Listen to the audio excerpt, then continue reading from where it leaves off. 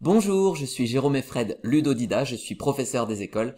Ma mission, ton plaisir d'apprendre. Aujourd'hui, dans cette vidéo d'écoute musicale, nous partons à la recherche du Gunju gourmand et du chien.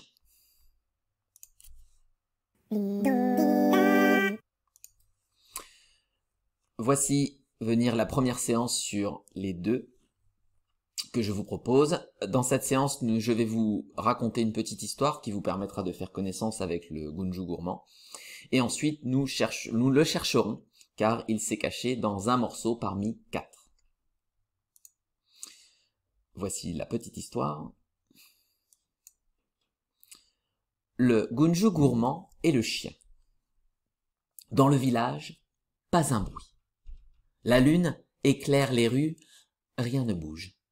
Ah si, justement, voilà quelqu'un qui marche tout doucement.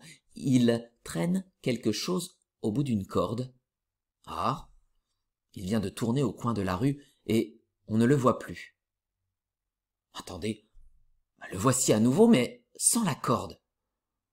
Cette fois, il porte un sac sur le dos et il pénètre dans la maison du Gunju gourmand. Qui cela peut-il bien être? Le lendemain matin, à 7 heures, les rues devraient déjà être pleines de monde, mais tout le village est endormi parce que le coq n'a pas chanté. Ah, voilà quelqu'un. Ça alors, c'est celui qui se promenait cette nuit, et voilà qu'il entre à nouveau chez le Gunju gourmand.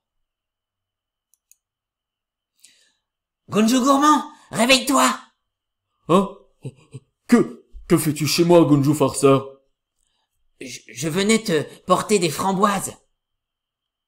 Mais qu'as-tu fait là, Gunju gourmand? Mais rien du tout, voyons. Comment ça? Et ces plumes là, sur ton lit?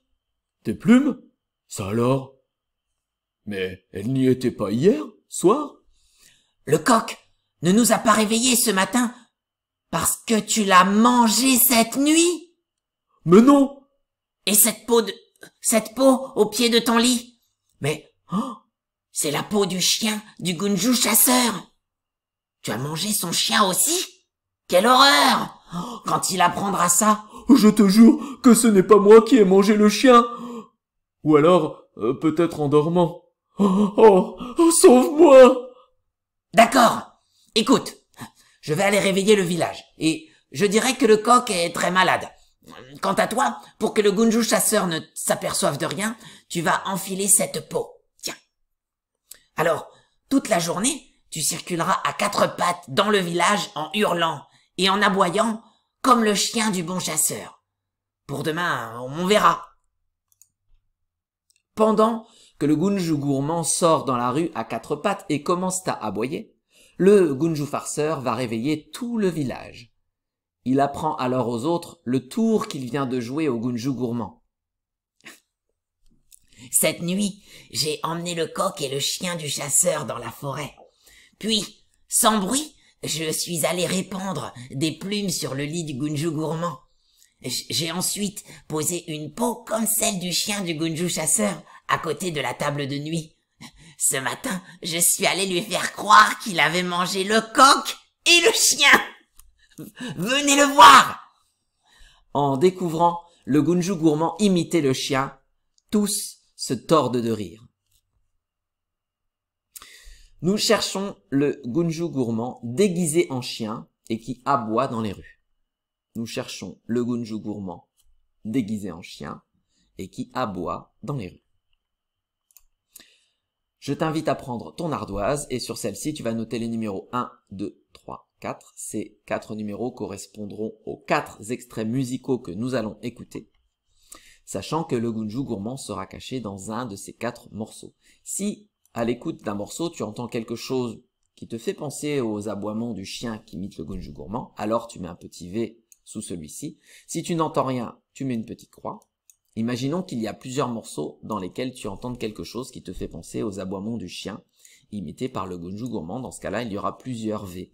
À la fin, il te faudra faire un choix et entourer le numéro dans lequel tu penses qu'est caché le Gunju gourmand. J'espère que mes consignes sont claires et que tu as fini de préparer les 4 numéros. Tout ce travail-là se fait secrètement bien sûr, puisque nous procéderons à la fin à un vote à main levée.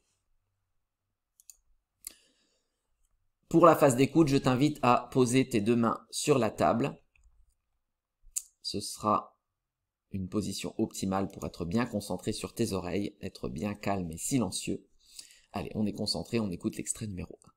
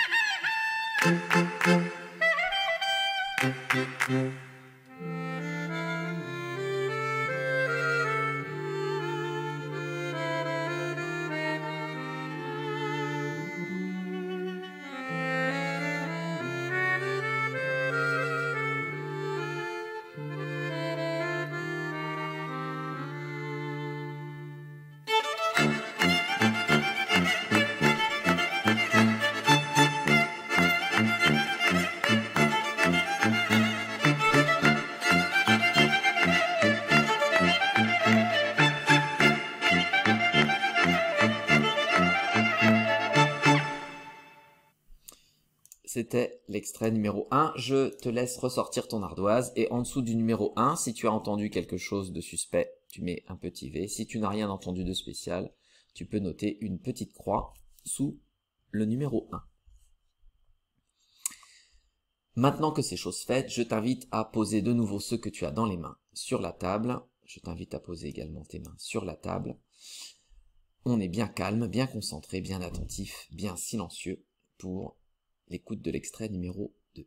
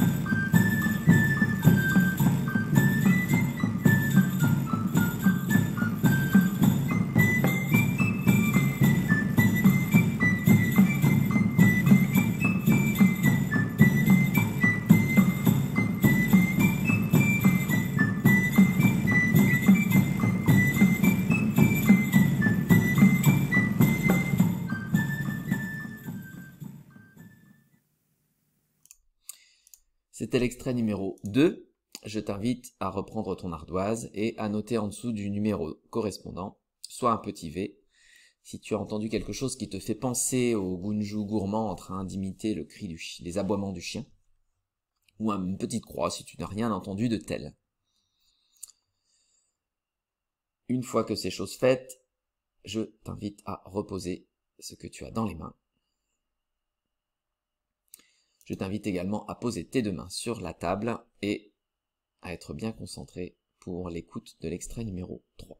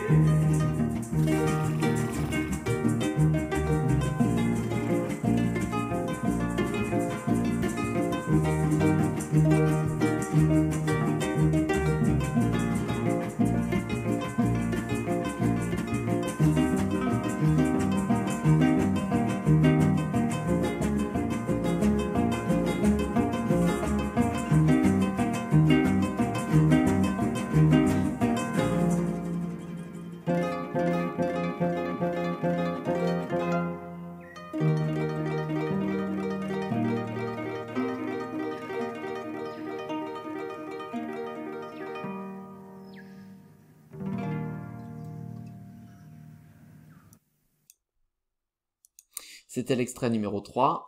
Je t'invite à prendre ton ardoise de nouveau et à noter en dessous du numéro 3 un petit V si tu as entendu quelque chose, ou une petite croix si tu n'as rien entendu de spécial.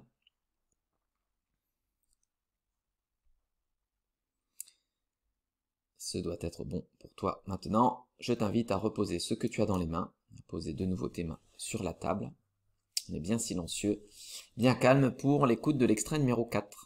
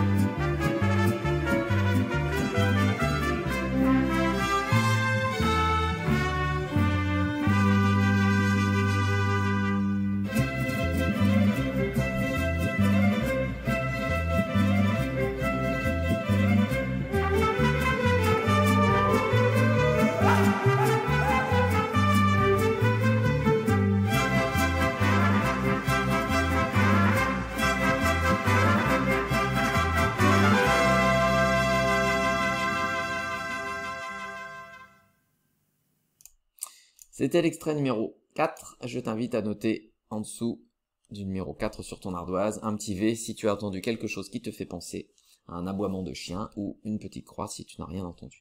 Une fois que c'est fait, si tu as mis des V sous plusieurs numéros, il va falloir en choisir un seul, te remémorer un petit peu les différents extraits et entourer le numéro que tu choisis, dans lequel tu penses qu'il y a vraiment le Gunju gourmand qui est caché. Nous allons maintenant procéder au vote à main levée. Ceux qui ont voté pour l'extrait numéro 1, levez la main.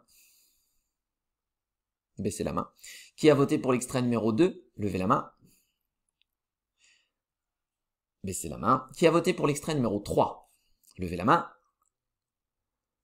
Baissez la main. Qui a voté pour l'extrait numéro 4, levez la main. Baissez la main. Très bien. Donc la plupart d'entre vous ont visiblement voté pour l'extrait numéro 4. Et j'ai bien l'impression que vous avez raison. Et oui, le Gunju. Oh, bah oui, tiens, il est là. Extrait 4. Hop. Je vais le mettre dans sa petite boîte. Merci pour votre aide. Voilà un Gunju de plus de capturé. Grâce à vous.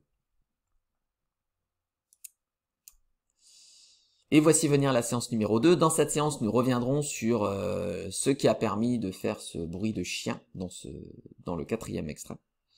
Et puis nous remplirons une petite fiche associée à ce morceau. Alors, à votre avis, quels instruments ou objets ont permis d'imiter le chien? Je vais laisser l'adulte qui est avec vous mettre pause pour prendre le temps de recenser vos propositions et on se retrouve juste après.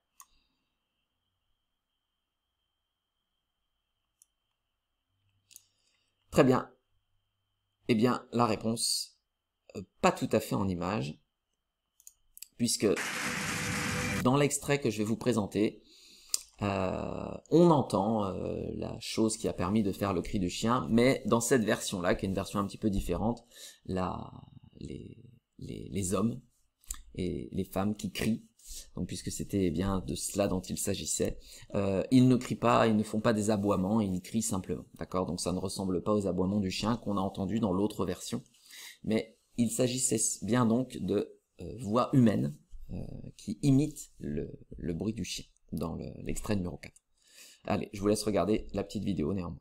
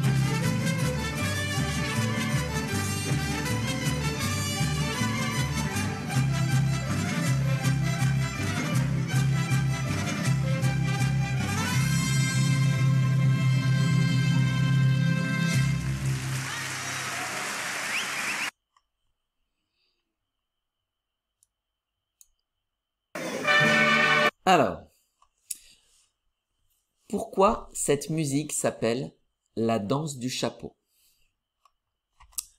Pourquoi cette musique s'appelle la danse du chapeau? Alors, je vous laisse faire le point. D'accord. Il y a deux hommes qui ont des chapeaux. En effet, vous avez raison. Mais ce n'est pas la seule raison. Un chapeau géant est caché dans la vidéo qui va suivre. Saurez-vous le retrouver? Il y a un chapeau géant qui est caché dans la vidéo qui va suivre. Saurez-vous le retrouver? Allez, je vous laisse relever le challenge. À tout de suite.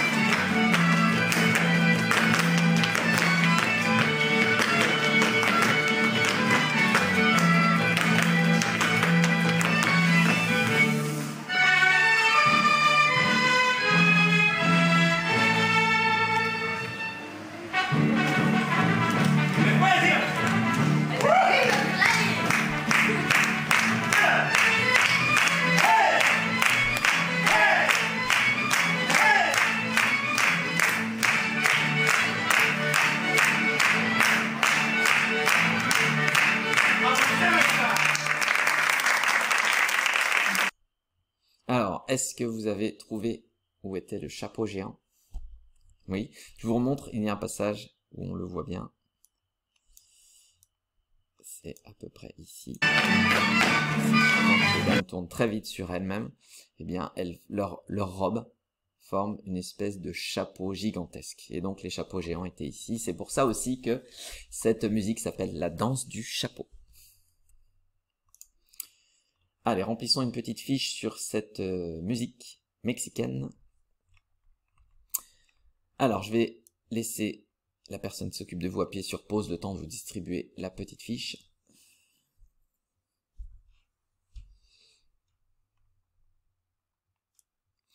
Le Gunju gourmand et le chien. Donc, il était caché dans Yarabe Tapacio, en français, la danse du chapeau mexicain.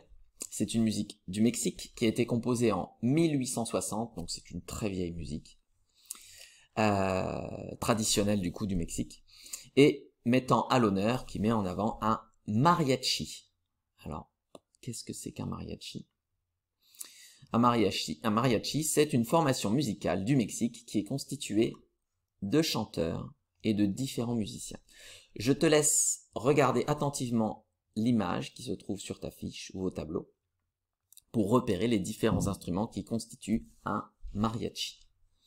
Et je te laisse écrire les noms ici sur les petits pointillés au crayon de papier, comme ça tu pourras corriger à la fin s'il y a besoin. Allez, on se retrouve juste après, une fois que tu as complété tout ça.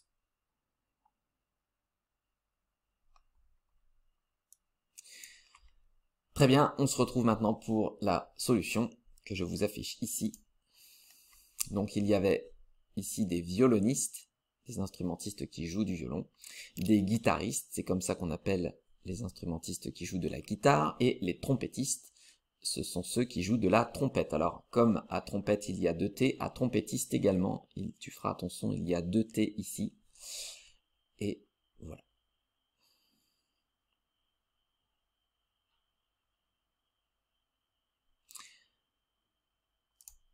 Eh bien, il ne me reste plus qu'à te dire à une prochaine.